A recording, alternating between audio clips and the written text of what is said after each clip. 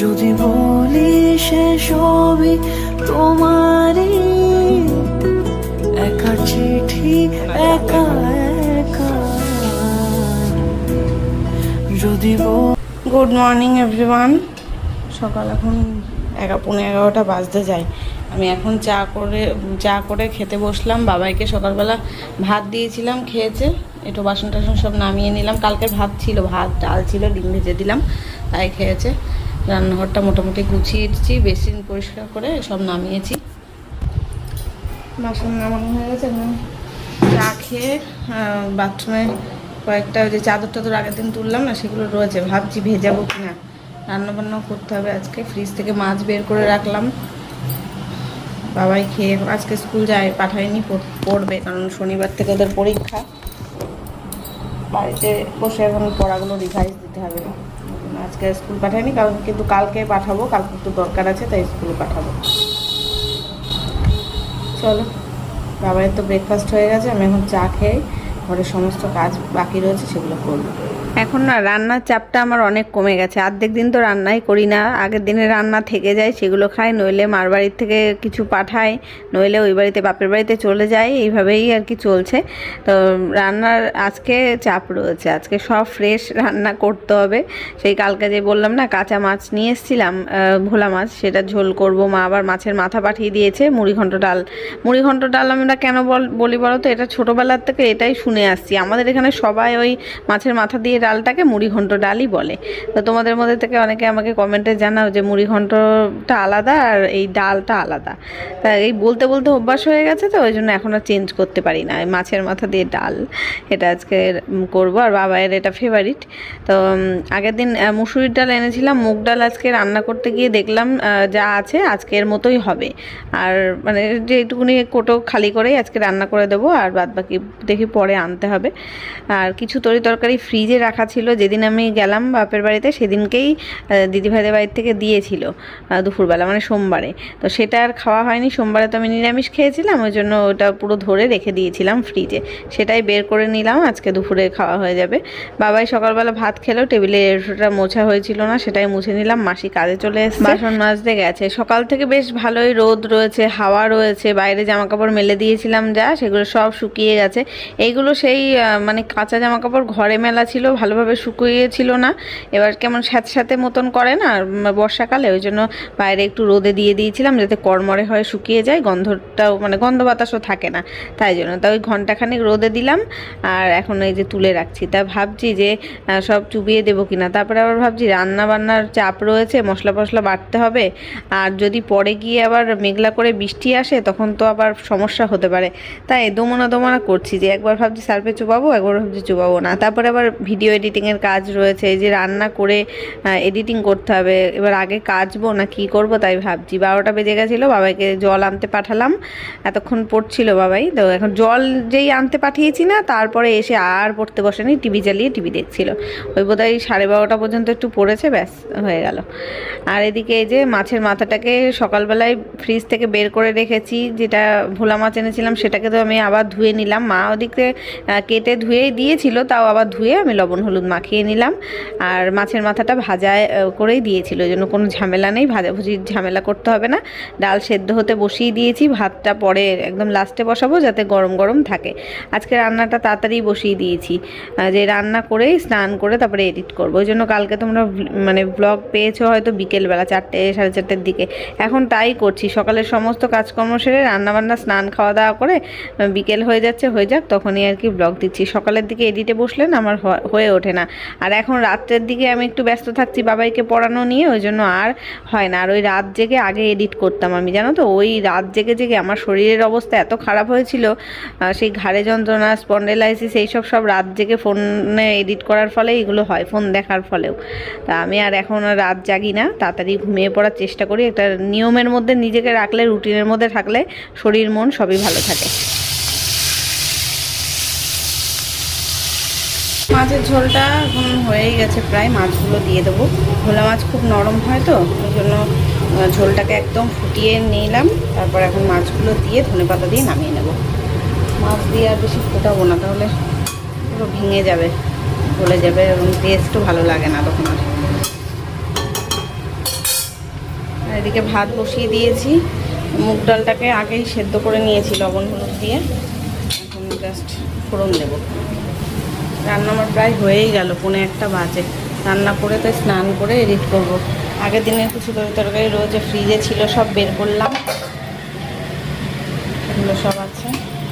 কালকে সেই ওই মা বানিয়েছিল পুঁই শাকের তরকারি, সেটাও ছিল। চাটনি, জলপাইয়ের চাটনি বানিয়েছিল, সেটা আছে।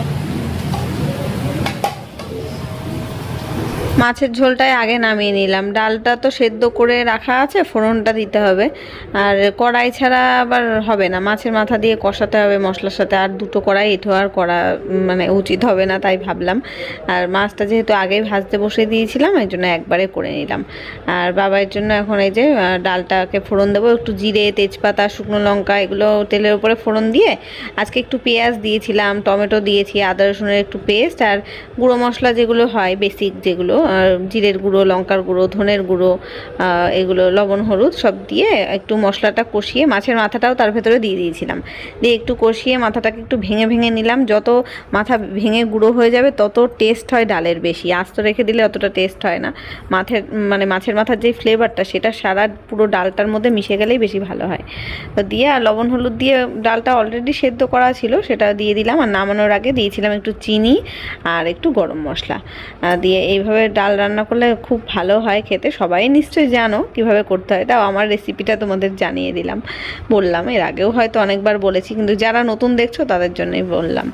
তো এই যে এইভাবে ডাল রান্না করলাম। আর বাবাইকে এখন দোকানে পাঠালাম। বাবাইকে তো অনেকবার সাধলাম যে ভোলা মাছটা একটু খেয়ে দেখ, তোর জন্য নাই ভাজা মাছ রেখে দেবো, একটুও কাটা হয় না, আমি নাই বেছে দেবো, খেয়ে দেখ, টেস্টি হবে, ভালো হবে।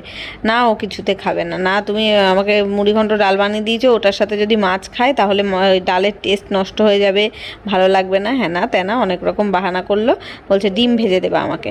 তা আমি বললাম তাহলে দোকানে যা, চিপস নিয়ে আয়, চিপসটাও ভালোবাসে, ডালের সাথে চিপস খেতেও ভালো লাগবে খুনি, আর ডিম একটা ভেজে দেবো খুনি, তাই দিয়ে আর কি পাঠালাম। এখন এই যে রান্না বসিয়ে এদিকে ভাত ফুটছে, ডাল ফুটছে, দুটোই একসাথে ফুটছে। কোটোকাটিগুলো সব আমি তুলে রাখছি ক্যাবিনেটের মধ্যে।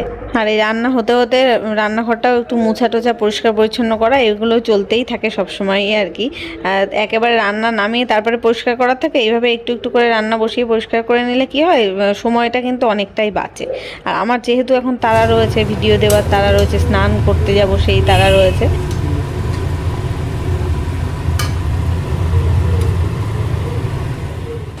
দেখো কি অন্ধকার করে এসছে, 1টা বাজে।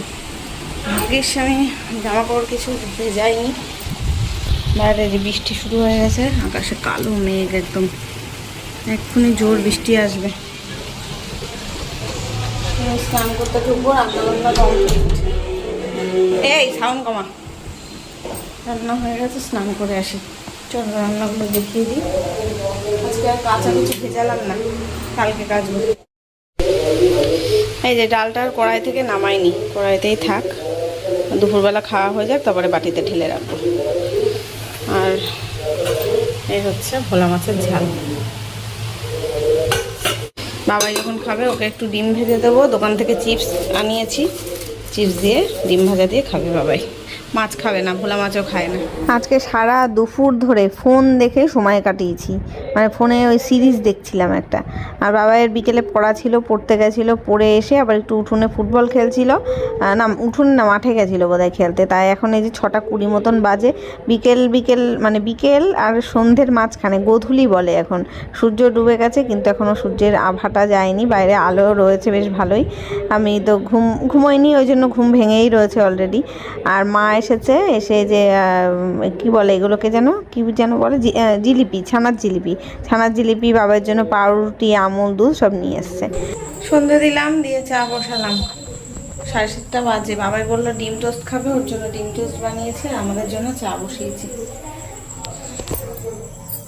ডিম টোস্টটা তুলে দিয়ে আসবো, তা না করে ওখানেই রেখে দিচ্ছি, দাঁড়াও। বাবার বিকেলে পড়া ছিল, পড়তে গেছিলো, পড়ে এসে ওই যে এগুলো দিদা এই দিয়ে তো পারছে না, ও দিদা নিয়ে আসলো ওই জিলিপি, ছানার জিলিপি, তাই খেলো, আমরাও খেলাম। এখন এই যে ডিম টোস্টটা খাবে, দিয়ে আসি। এনে তোর ডিম টোস্ট খা, ঘর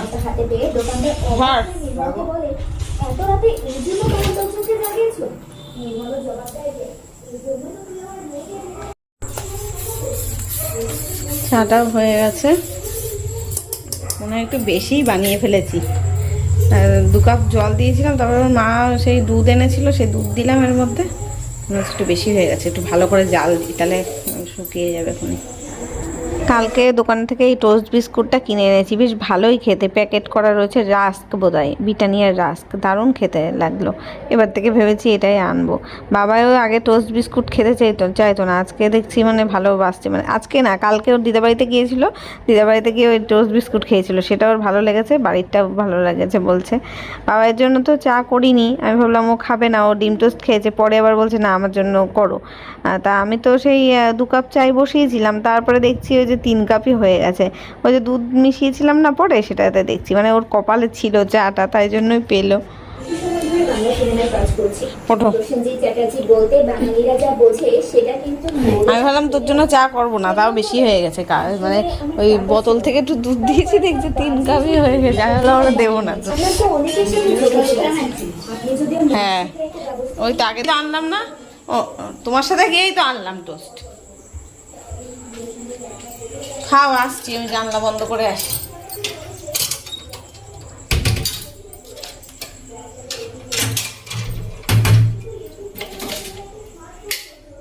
চলো যাই, এবার বসে বসে চা খাই, তারপর মা চলে গেলে বাবাকে একটু পড়তে বসাবো।